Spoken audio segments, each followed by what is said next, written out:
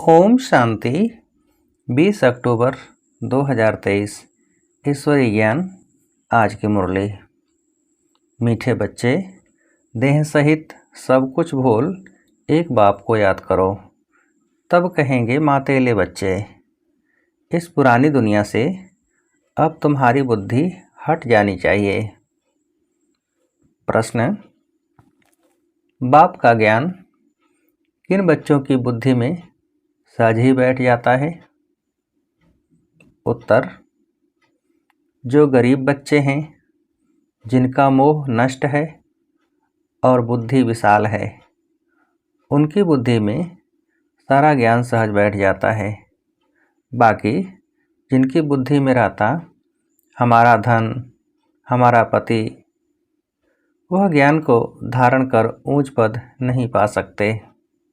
बाप का बनने के बाद भी लौकिक संबंधों को याद करना माना कच्ची सगाई है, उन्हें सौतेला कहा जाता है। गीत मरना तेरी गली में। ओम शांति। मीठे मीठे बच्चों ने गीत का अर्थ तो आप ही समझा होगा। अब जीते जी आ करके बाप का बनना है और पुरानी दुनिया जिसको रव नर्क कहा जाता है, उनको भूलना भी है और छोड़ना भी है ही। रव नर्क को भूल स्वर्ग को याद करना है। अपने को आत्मा समझ अपने बाप को याद करना है। पुरानी दुनिया बुद्धि से हट जानी चाहिए। उनके लिए पुरुषार्थ चाहिए। यह है जन्म जन्मांतर का कर्म बंधन। एक जन्म का नहीं, जन्म जन्मांतर का कर्म बंधन है। कितने पाप किस किस के साथ किए हैं, वह सब जन्म ले भोगने पड़ते हैं। तो इस कर्म बंधन की दुनिया को भूल जाना है। यह छीछी दुनिया है। पतित शरीर रहना, इससे मोह मिटाना है। गरीबों का मोह सहज मिट जाता है। साहूकारों का मुश्किल मिटता है। वह समझते हैं हम स्वर्ग में सुखी बैठे हैं, गरीब दुखी हैं। यूँ तो सारा भारत गरीब है, फिर उनमें भी जो गरीब हैं वह झट उठाते हैं। उन्हों को लिए ही बाप आते हैं। गरीबों को जास्ती वर्षा मिलता है। सब सेंटर्स में देखो, साहूकार कोई मुश्किल ठहर सकते हैं। स्त्रियां भी गरीब घरों की ही आती हैं। धनवान को तो पति से सुख मिलता है, इसलिए उनसे बुद्धि योग टूट नहीं सकता। गरीब ही अक्सर करके ज्ञान लेते हैं। बाप है ही गरीब निवाज, जिस बाप को सब याद करते हैं, परंतु ड्रामा अनुसार भक्त भगवान को जानते नहीं हैं। भगवान तो है ही भक्तों का रक्षक, भक्ति का फल देने वाला, सद्गति दाता एक बाप है। तुम बच्चे बाप द्वारा अभी ज्ञान की बातें सुन रहे हो। यह ज्ञान उन्हीं बच्चों की बुद्धि में बैठता है जिनकी बुद्धि विशाल है, मोह नष्ट है। जिनकी बुद्धि में रहता है कि हमारा पति, हमारा धन आदि है, वह ऊंच पद पा नहीं सकते। पद वह पाते हैं जो रचता और रचना का परिचय देते हैं। बाप को पहचानने बिगर वर्षा कैसे मिले? साजन को सिर्फ साजन कहने से फ़ायदा नहीं हो सकता है। जाने पहचाने बिगर साजन से सगाई कैसे हो सकती है? कन्या की सगाई होती है तो उनको चित्र आदि दिखाते हैं, फलाने का बच्चा है, यह ऑक्यूपेशन है। आगे दिखलाते नहीं थे, ऐसे ही शादी करा देते थे। तो भी उनका ऑक्यूपेशन तो बताते हैं ना। यहाँ कोई बच्चे अपने बाप को अथवा साजन को जानते ही नहीं हैं, तो सगाई कैसे हो? नंबरवार हैं। कईयों की कच्ची सगाई है। पारलौकिक साजन को याद नहीं करते। लौकिक साजन को, लौकिक संबंधियों आदि को याद करते रहते तो गोया कच्ची सगाई है। उनको सौतेले बच्चे कहा जाता है। पक्के को मातेले बच्चे कहा जाता है। मातेले बच्चे बहुत थोड़े हैं। भट्ठी में इतने पड़े, उनमें से कितने कच्चे निकल पड़े। अपने साजन को पहचानते ही नहीं। जैसे पारा हथेली पर ठहरता ही नहीं है ना, वैसे ही याद भी इतनी मुश्किल है, घड़ी घड़ी भूल जाते हैं। 25-30 वर्ष वाले भी पूरा याद नहीं कर सकते हैं। तुम जानते हो, पारलौकिक साजन स्वर्ग के 21 जन्म के लिए महारानी महाराजा बनाने वाला है। सृष्टि के आदि मध्य अंत को जानने वाला है। सजनियों को इतना समझाते हैं तो भी बुद्धि में बैठता नहीं है। बुद्धि पुरानी दुनिया के बंधनों में भटकती रहती है। समझते नहीं हैं कि मैं बंधन में हूँ। संबंध तो चाहिए एक का, बाकी सब हैं बंधन। बच्चों को समझाया जाता है, एक से संबंध रखो। वह तुमको सृष्टि के आदि मध्य अंत की शिक्षा देते हैं। तुम जानते हो, आधा कल्प है ज्ञान कांड, आधा कल्प है भक्ति कांड। ज्ञान कांड में तो 21 जन्मों का वर्षा मिलता है। वहाँ है सतो प्रधान, फिर सतो प्रधान से नीचे सतो में, फिर सतो से नीचे गिरकर रजो में आना है। जब सतो पूरा होता है तो ज्ञान कांड पूरा हो जाता है। द्वापर से भक्ति शुरू होती है। वह भी पहले सतो प्रधान भक्ति होती है, फिर भक्ति भी सतो रजो तमो में आती है। व्यभिचारी होने से भक्ति फिर गिरती जाती है। अब यह जानना और किसको समझाना तो बहुत सहज है। तुम बच्चों को रौरव नरक से संबंध तोड़ एक से रखना चाहिए। एक बाप से संबंध रखने की प्रैक्टिस करो। बाप को याद करने से ही विक्रम विनाश होंगे। गरीब अच्छी मेहनत करते हैं तो बलिहारी गरीबों की है। बाप भी गरीबों को बलिहार जाते हैं। शुरुआत में कितने गोप थे, कितनी माताएं थी, कितने खत्म हो गए, बाकी थोड़े रहे हैं। माताएं भी थोड़ी रही, हाँ कोई कोई साहूकार घर की भी रह गई, जैसे क्वीन मदर देवी आदि।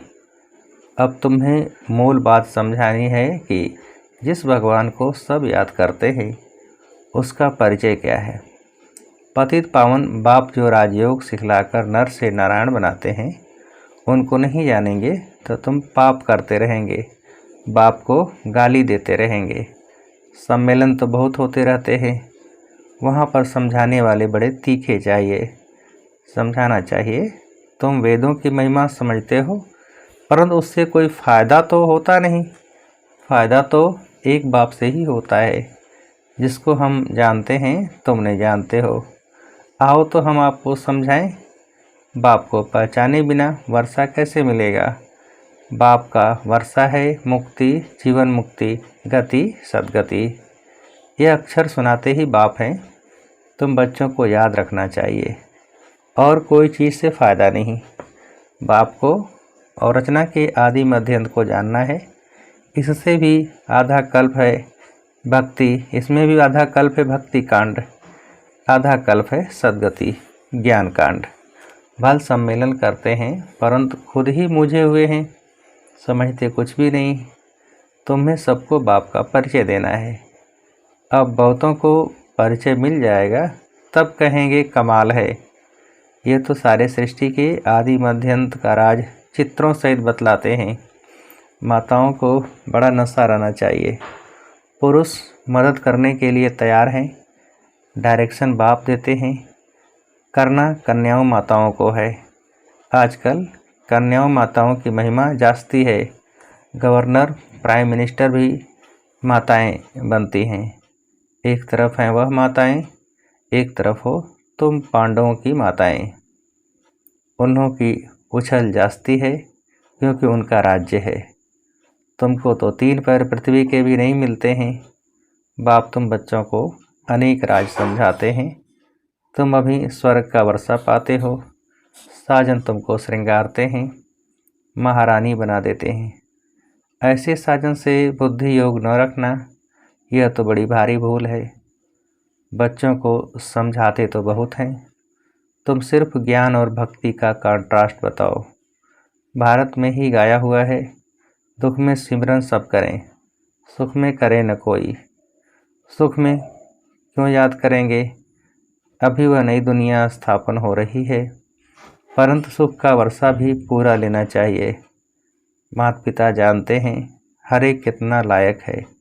मौत जब नज़दीक आएगी तो बताएंगे तुमने पुरुषार्थ पूरा नहीं किया है, तब तुम्हारा ऐसा हाल हुआ है। वह भी बताएंगे कि तुम किस किस्म की प्रजा में जाएंगे, किस किस्म के नौकर चाकर बनेंगे, सब बताएंगे। अच्छा, कई बच्चे समझते हैं आज हमने मुरली बहुत अच्छी चलाई, परंतु नहीं, यह तो शिव बाबा आकर मदद करते हैं। अपना अहंकार नहीं होना चाहिए। तुमको तो बाप सिखलाते हैं जो तुम सुनाते हो। बाप न होता तो तुम्हारी मुरली काहे की। मुरलीधर के बच्चों को मुरलीधर बनना चाहिए, नहीं तो ऊंच पद पा नहीं सकेंगे। भल कुछ न कुछ फ़ायदा हो जाता है। कोई सेंटर खोलते हैं तो बहुत आशीर्वाद मिलती है। इतना समय पढ़ाई की है तो आप ही सर्विस कर सेंटर जमाना चाहिए। खुद सीखते हैं तो क्या औरों को नहीं सिखला सकते।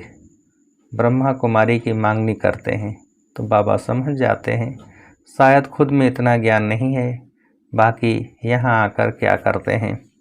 बाबा तो समझाते हैं बादल आए रिफ्रेश होकर जाएं, वर्षा बरसाएं, नहीं तो पद कैसे पाएंगे।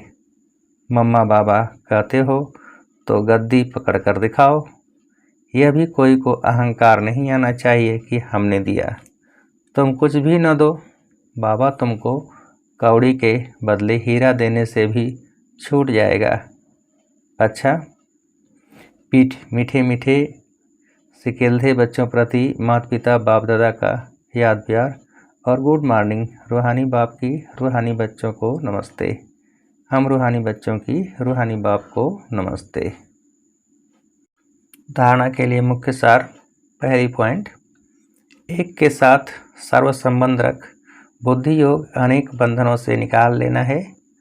एक के साथ पक्की सगाई करनी है। बुद्धि योग भटकाना नहीं है। दूसरी पॉइंट, बाप समान मुरलीधर बनना है। मैंने अच्छी मुरली चलाई, इस अहंकार में नहीं आना है। बादल भरकर वर्षा करनी है। पढ़ाई की है तो सेंटर जमाना है। वरदान, बाप को सामने रख। ईर्ष्या रूपी पाप से बचने वाले विशेष आत्मा भव। बाप को सामने रख। ईर्ष्या रूपी पाप से बचने वाले विशेष आत्मा भव। विस्तार, ब्राह्मण आत्माओं में हम शरीक होने के कारण ईर्ष्या उत्पन्न होती है। ईर्ष्या के कारण संस्कारों का टक्कर होता है, लेकिन इसमें विशेष सोचो कि हम शरीक किसी विशेष कार्य के निमित्त बना है, तो उनको निमित्त बनाने वाला कौन। बाप को सामने लाओ तो ईर्ष्या रूपी माया भाग जाएगी। अगर किसी की बात आपको अच्छी नहीं लगती है तो शुभ भावना से ऊपर दो, ईर्ष्यावश नहीं। आपस में रेस करो, रीस नहीं, तो विशेष आत्मा बन जाएंगे। स्लोगन, बाप को अपना साथी बनाकर माया के खेल को साक्षी हो देखते चलो। बाप को अपना साथी बनाकर माया के खेल को साक्षी हो देखते चलो। अब मातेश्वरी जी के मधुर महावाक्य। अपना असली लक्ष्य क्या है।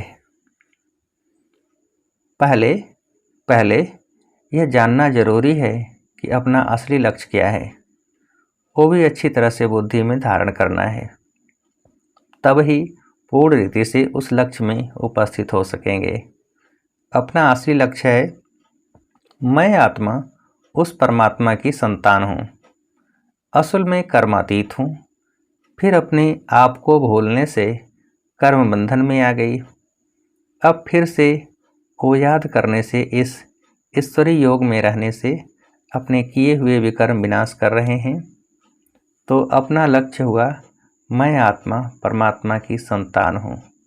बाकी कोई अपने को हम सो देवता समझ उस लक्ष्य में स्थित रहेंगे तो फिर जो परमात्मा की शक्ति है वो मिल नहीं सकेगी, और न फिर तुम्हारे विकर्म विनाश होंगे।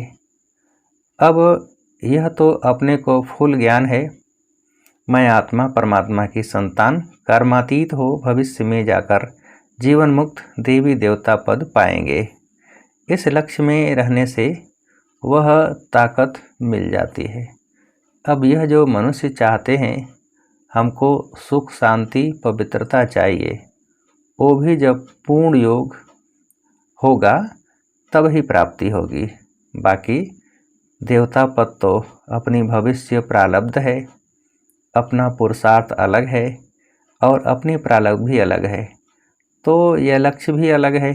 अपने को इस लक्ष्य में नहीं रहना है कि मैं पवित्र आत्मा आखिरी परमात्मा बन जाऊंगी, नहीं, परंतु हमको परमात्मा के साथ योग लगाए पवित्र आत्मा बनना है। बाकी आत्मा को कोई परमात्मा नहीं बनना है।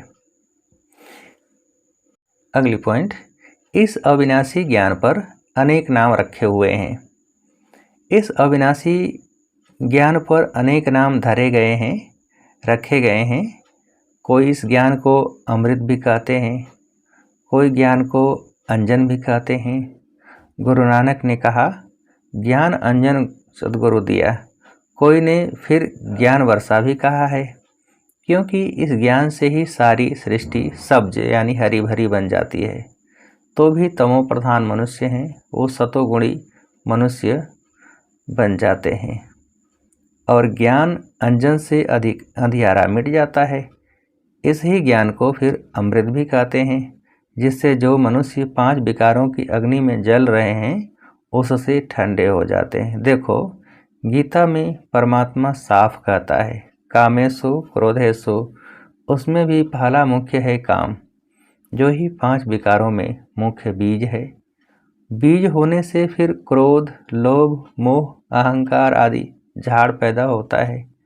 उससे मनुष्यों की बुद्धि भ्रष्ट हो जाती है। अब उस ही बुद्धि में ज्ञान की धारणा होती है। जब ज्ञान की धारणा पूर्ण बुद्धि में हो जाती है तभी विकारों का बीज खत्म हो जाता है। लोग तो सिर्फ ऐसे ही कहते हैं कि मर्यादा में रहो, परंतु असल मर्यादा कौन सी थी, वो मर्यादा तो आजकल टूट गई है। कहाँ वो सतयुगी त्रेतायुगी देवी देवताओं की मर्यादा, जो गृहस्थ में रहकर कैसे निर्विकारी प्रवृत्ति में रहते थे, अब वो सच्ची मर्यादा कहाँ है। आजकल तो उल्टी विकारी मर्यादा पालन कर रहे हैं। एक दो को ऐसे ही सिखलाते हैं कि मर्यादा में चलो। मनुष्य का पहला क्या फर्ज है वो तो कोई नहीं जानता, बस इतना ही प्रचार करते हैं कि मर्यादा में रहो, मगर इतना भी नहीं जानते कि मनुष्य की पहली मर्यादा कौन सी है। मनुष्य की पहली मर्यादा है निर्विकारी बनना। अगर कोई से ऐसा पूछा जाए तुम इस मर्यादा में रहते हो, तो कह देते हैं आजकल इस कलयुगी सृष्टि में निर्विकारी होने की हिम्मत नहीं है। अब मुख से कहना कि मर्यादा में रहो, निर्विकारी बनो, इससे तो कोई निर्विकारी बन नहीं सकता। निर्विकारी बनने के लिए पहले इस ज्ञान तलवार से इन 5 विकारों के बीज को खत्म करना है, तब ही विकर्म भस्म हो सकेंगे। अच्छा, ओम शांति।